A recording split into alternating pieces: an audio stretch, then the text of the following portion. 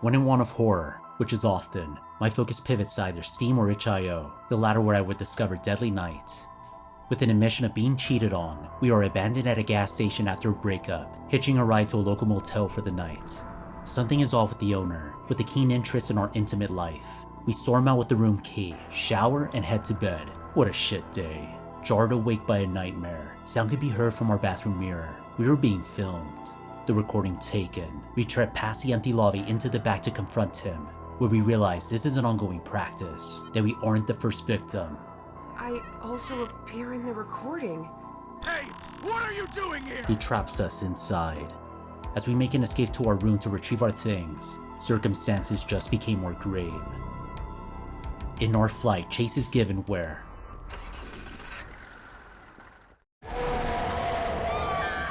this constituted the demo I played in late 2021. I was captivated. I couldn't wait for it. When it surfaced in a Puppetcombo direct that it was to see an imminent release under Torture Star video, the days were numbered. We awaken in a basement, breaking free from our binds. Approaching footsteps can be heard as we turn to the door. It becomes evident we will need to evade our captor and finding our way out. He's in a constant patrol of the house. He's in search of the kill, and our only defensive tool is stealth. There are 3 levels to the cage, a home seemingly abandoned to avoid suspicion.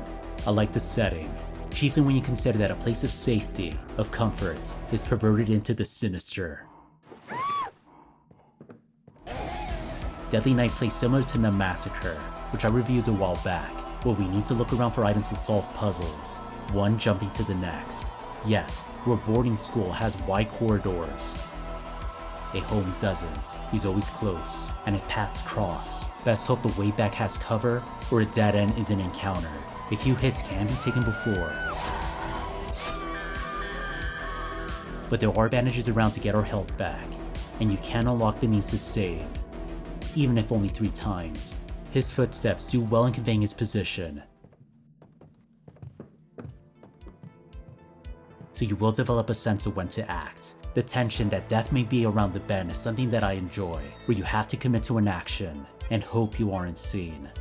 The atmosphere is strong with it, with certain objects having hard triggers that'll summon the killers to the spot, and others that require time to access. My favorite one involves transporting water in a bucket with holes in it, running dry if you aren't fast enough. With a threat that may be along the route, the vibe. I wouldn't call the game difficult, but as you can imagine, you have to be prepared.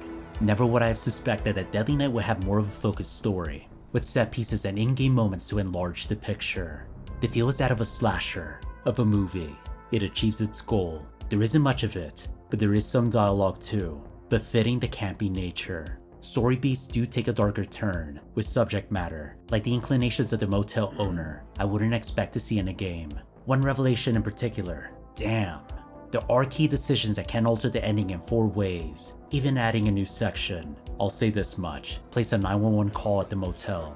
Watching the credits of my first playthrough, sequences were shown that I never did, that as an FPS fan, I had to experience. Knowing exactly what to do, a playthrough takes about an hour, first time being closer to 2, which I think is a good length for horror of this style. A consequence of being more story oriented though, is that repeat playthroughs aren't as impactful until you get to the new, and the game doesn't have skippable scenes. But you can select the story section after it's been accessed.